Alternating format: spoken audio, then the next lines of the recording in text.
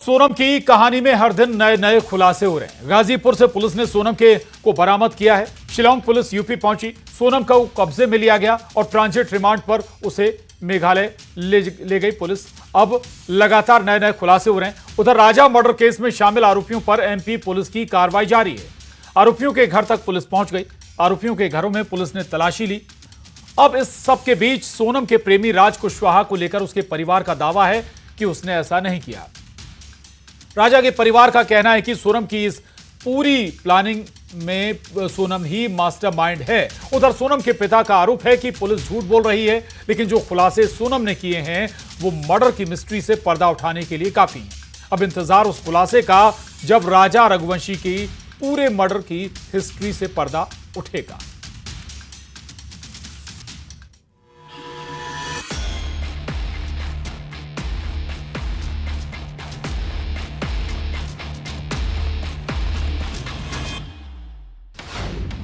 Indore to Shillong murder की planning. सबको एक ही सजा मिलना चाहिए, फांसी।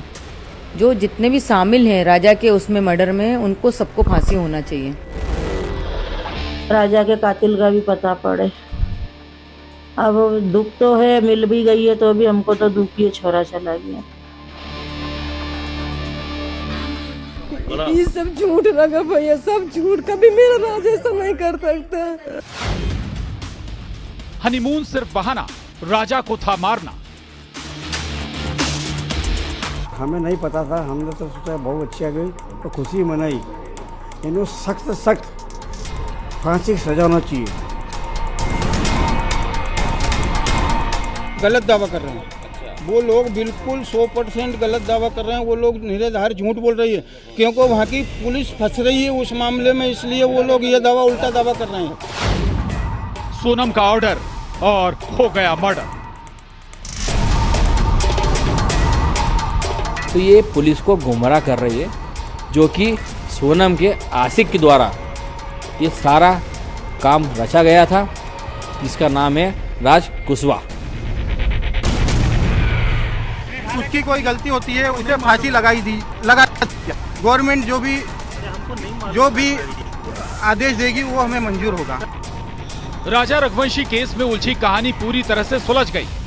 राजा रघुवंशी का मामला आया है और मेघालय में जो हुआ है, जो लड़की पकड़ी गई है, कैसे देखते हैं? क्या आपको लगता है ये समाज के ताने बाने पर सवाल उठाता है एज अ सीएम? देखिए, ये बिल्कुल सही बात है कि हमको विचार करना चाहिए। बच्चों के विवाह करते समय भी बाद में बच्चों पे निगाह भी रखना चाहिए। लेकिन अब भी कुछ सवाल हैं जिनके जवाब की तलाश है। मर्डर की वारदात को कैसे अंजाम दिया गया? क्यों सोनम ने खुद को पीड़ित बताया? और सोनम के प्रेमी राज कुशवाहा का परिवार क्यों कह रहा है कि उनका बेटा आरोपी नहीं? शिलांग से सोनम इंदौर पहुंची, फिर यूपी, कैसे पुलिस को खबर नहीं लगी? आज इसी पर करेंगे महाडिबेट में चर्चा।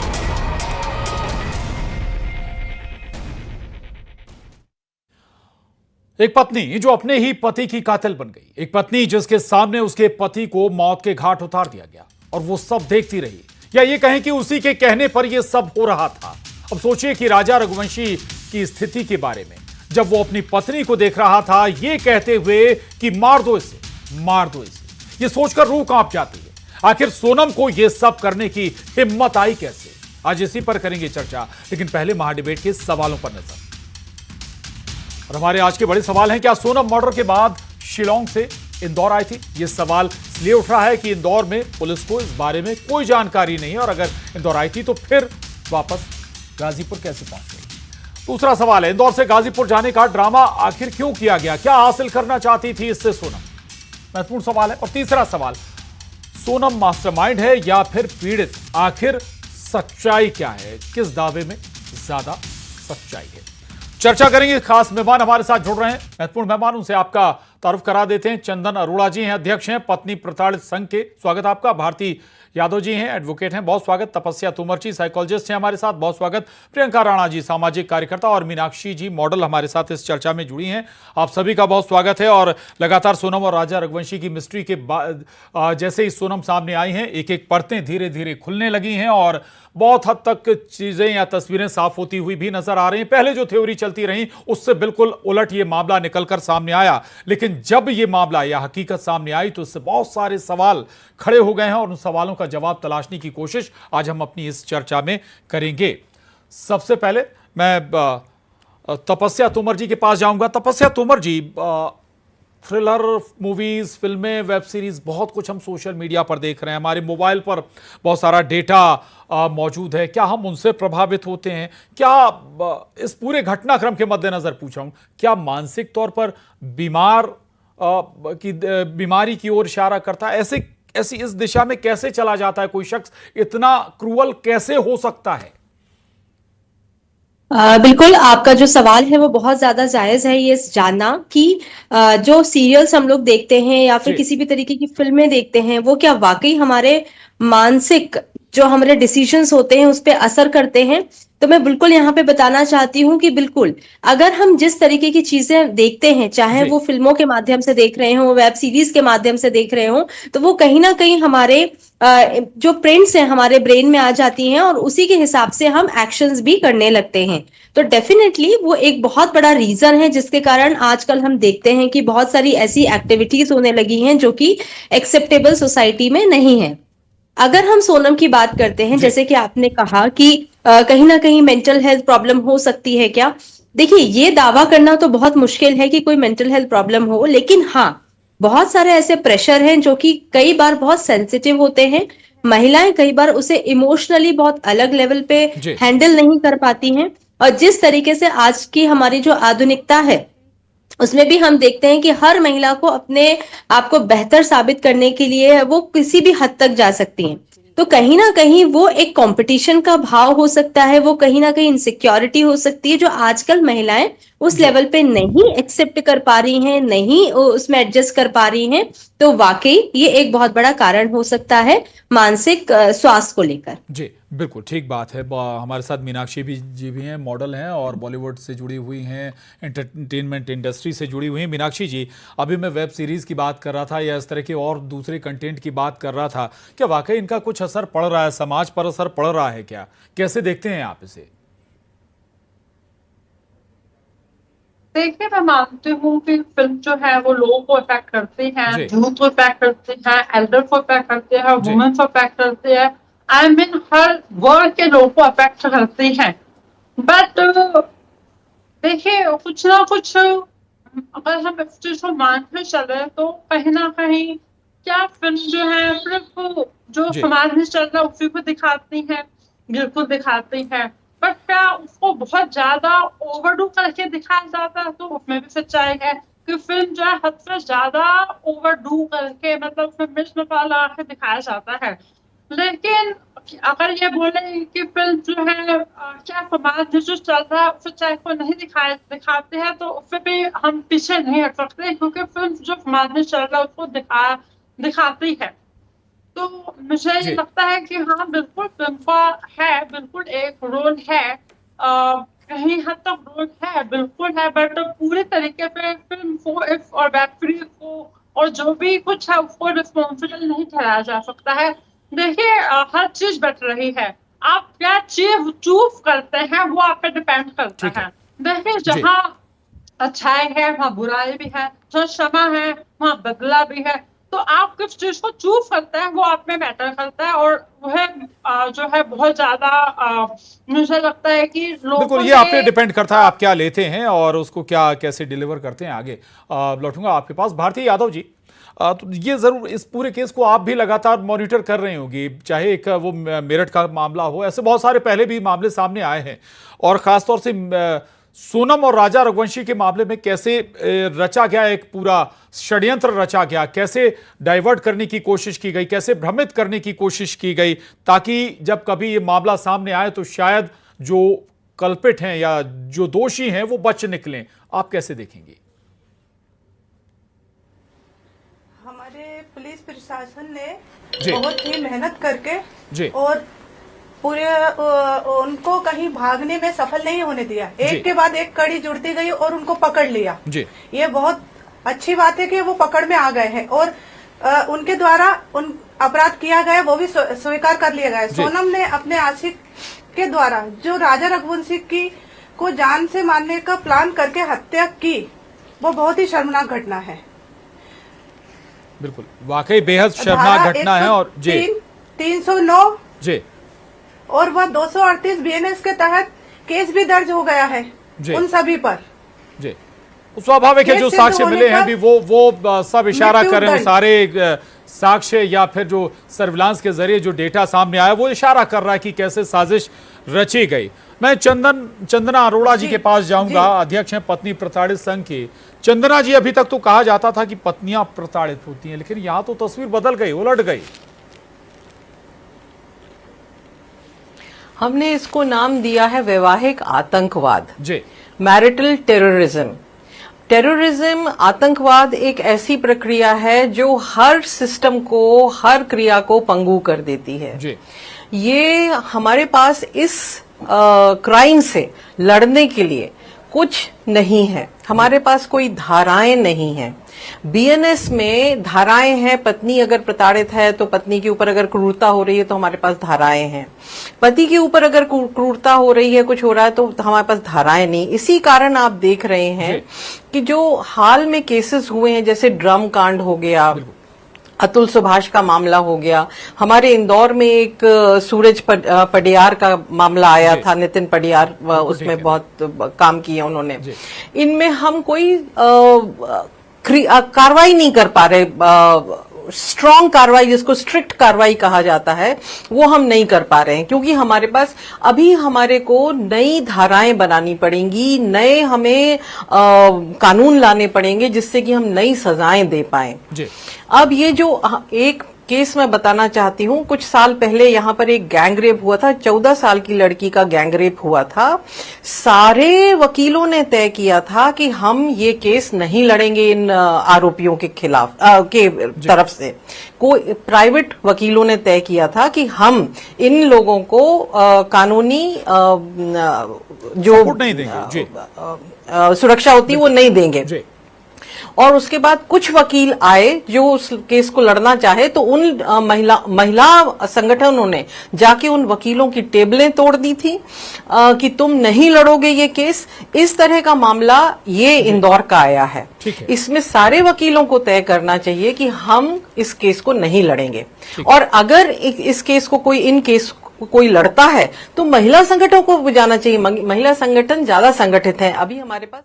ठीक है, चलिए इस वक्त एक बड़ी खबर है इंदौर से बता दें आपको कि इसी मामले से जुड़ी हुई चारों आरोपियों को मेघालय पुलिस लेकर पहुंची है। एयरपोर्ट पर आरोपी को शख्स ने थप्पड़ भी मारा है। राजा हत्याकांड के चारों आरोपियों को लेकर मेघालय पुलिस रवाना हो गई है। डीएसपी एस.ए. संगमा के नेतृत्व में टीम रवाना हुई है। 5 सदस्यीय दल आरोपियों को लेकर इंदौर से निकल गया है। तो चारों आरोपियों को लेकर मेघालय पुलिस रवाना हो गई, ये बड़ी खबर है। दरअसल चारों आरोपी इंदौर से इन्हें लेकर मेघालय पुलिस निकली। इसी दौरान एक शख्स ने आरोपी को जोरदार थप्पड़ भी जड़ दिया। उसकी ये तस्वीरें सामने आई हैं।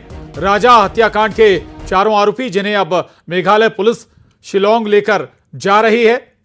राजा रघुवंशी की हत्या मामले में ये सभी आरोपी हैं, साजिश का हिस्सा हैं। सोनम रघुवंशी और राज कुशवाहा के सोनम रघुवंशी के अलावा जो 4 और युवक हैं, उन्हें आज लेकर पुलिस मेघालय के लिए निकली है, शिलोंग के लिए निकली है। इनमें से एक युवक को वहां मौजूद एक शख्स ने जमकर थप्पड़ भी जड़ दिया। ये एक्सक्लूसिव तस्वीरें सामने आई हैं।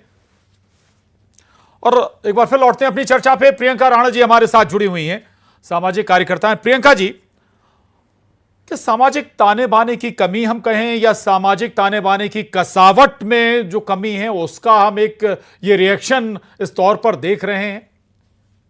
प्रियंका जी। प्रशांत जी, जब इस तरह की घटनाएं सामने आती हैं तो सबसे बड़ा धक्का महिलाओं को ही लगता है, क्योंकि मैं इस फील्ड के अंदर जमीनी तौर पर काम करती हूँ, और जो सही मायने में प्रताड़ित महिलाएं हैं उनको भी न्याय मिलने में इतनी देरी हो जाती है सिर्फ ऐसी महिलाओं की वजह से।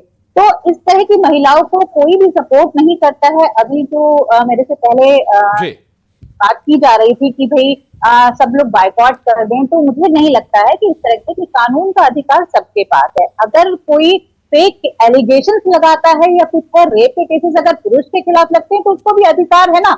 आप कह रहे हैं कि महिलाएं आई उसने टेबल तोड़ दी, तब तो आप नाराज हो रही हैं, लेकिन अगर हो सकता है ना, अभी तो ये मीडिया ट्रायल है या पुलिस की चीजें अभी बहुत पड़ते सामने आने वाली है, इस केस को स्टडी करना बाकी है और इसके पीछे के राज भी जानने जरूरी है, क्योंकि आगे आने वाले समय में किस तरह से हमारे समाज पे इम्पैक्ट पड़ता है वो तभी हम लोग सॉल्व कर पाएंगे जब तक हम इस केस के बारे में स्टडी करेंगे। तो मुझे लगता है हर किसी को कानूनी अधिकार है और उसके ऊपर जांच होनी चाहिए। कोर्ट हमारा ठीक है, एक प्रक्रिया होती है, थोड़ा डिले होता है। निर्भया कांड के अंदर भी 7 साल लगे थे लेकिन जस्टिस हुआ था।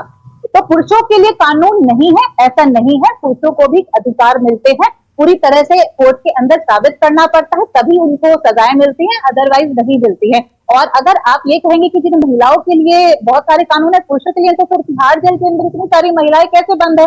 किस तरह से महिला थाने और इसके अंदर जो महिला अपराधी है उनको भी प्रियंका जी ये बातें बिल्कुल ठीक हैं आप जो कह रही हैं, लेकिन जो ऐसी साजिशें अगर सामने आती हैं, जो अभी तक साक्ष्य सामने आए हैं या सर्विलांस के जरिए जो डेटा सामने आया, उन सारी चीजों को अगर देखा जाए तो ये वाकई एक साजिश तो थी। अब हो सकता है कि जांच में कुछ नई बात सामने आ जाए, लेकिन क्या ऐसी साजिशों से इंसानियत पर, संबंधों पर, भरोसे पर सवाल नहीं उठता? प्रियंका जी, सवाल आपसे ये मेरा ही। जी बिल्कुल उठता है और मैं कह रही हूँ ये बहुत बड़ा धक्का है, और खासतौर से महिलाओं पे, क्योंकि महिलाएं हमेशा से स्नेह और प्रेम का प्रतीक रही हैं। हमारे देश के को देवी माना जाता है और किस तरह से सब लोग विश्वास करते हैं, पूरा परिवार जो है चलाने की जिम्मेदारी जो होती है महिला के कंधों पर होती है। और अगर महिला ही इस तरह की चीज करेंगे तो एक विश्वास उठता है, लेकिन इसमें ये कहते कि पूरा समाज इस तरह से इसी ओर जा रहा है तो ये भी एक गलत होगा। तो मैं तो यही कहूंगी कि इस तरह की महिलाओं को सजा मिलनी चाहिए, बिल्कुल उनको सलाखों के पीछे होना चाहिए कड़ी से, क्योंकि देखिए एक परिवार ने अपना बेटा खोया है और जिस परिवार के ऊपर ये बीती है उसके लिए संवेदनाएं भी कम पड़ जाती हैं, क्योंकि उनके ऊपर क्या बीत रही होगी ये हम और आप नहीं समझ सकते हैं, ये वही समझ सकते हैं।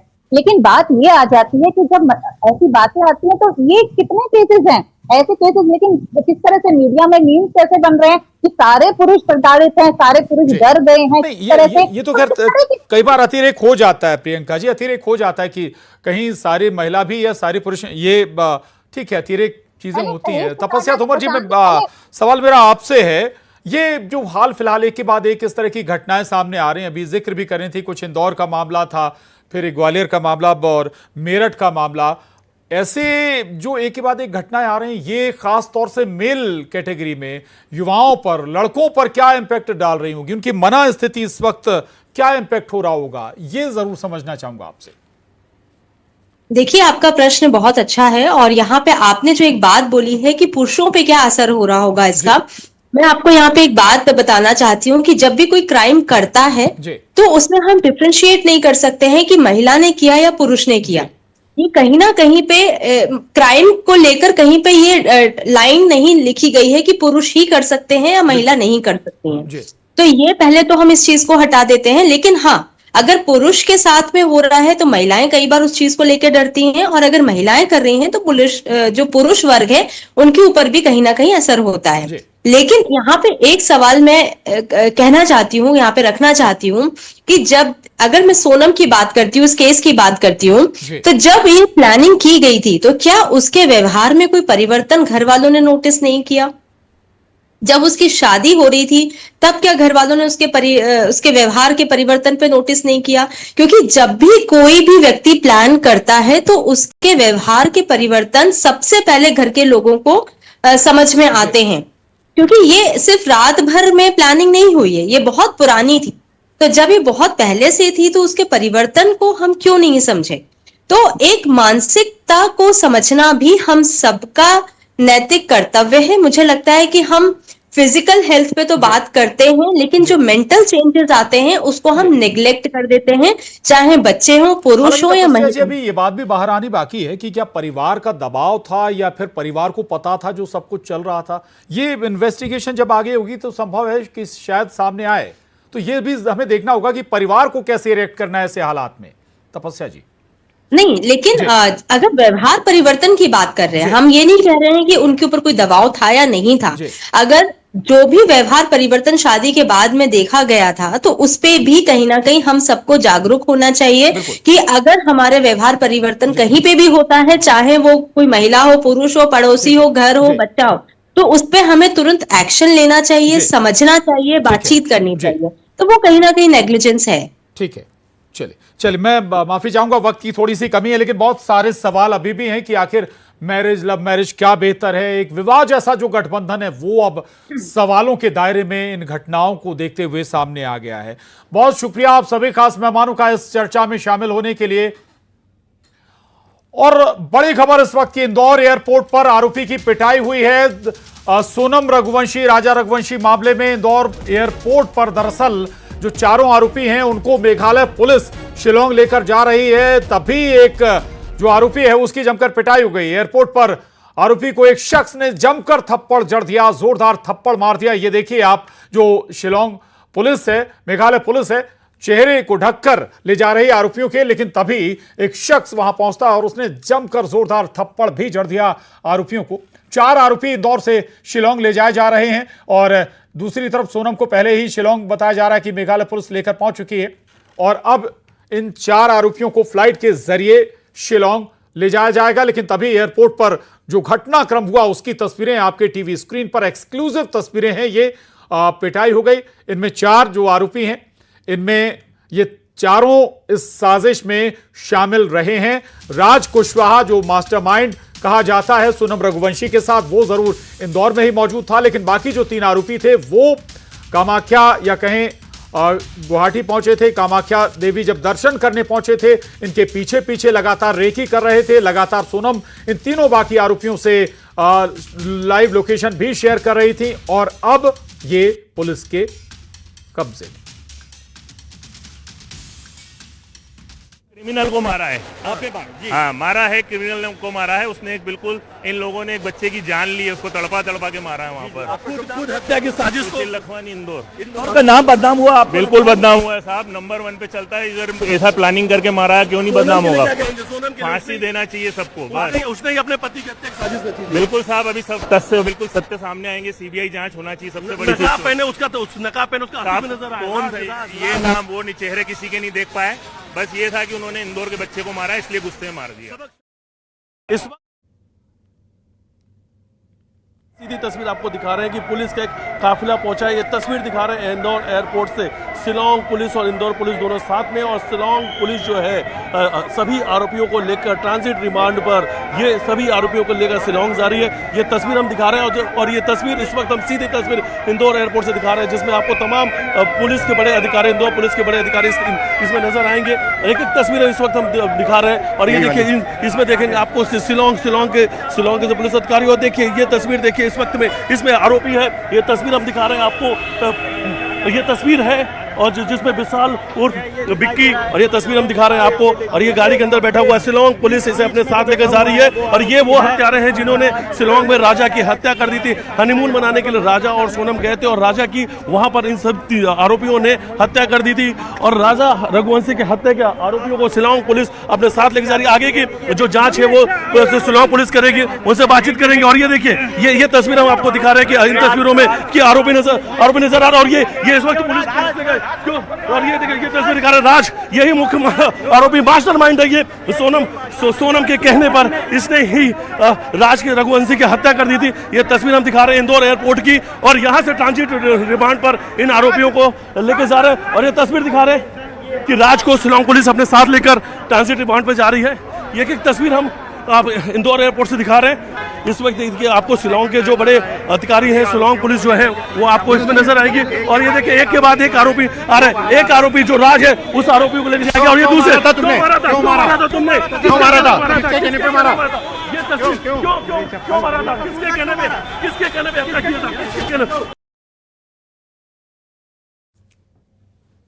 तो सभी आरोपी अब मेघालय पुलिस के हवाले हैं और मेघालय लेकर जा रही है पुलिस। बहरहाल माडेविट में बस इतना ही।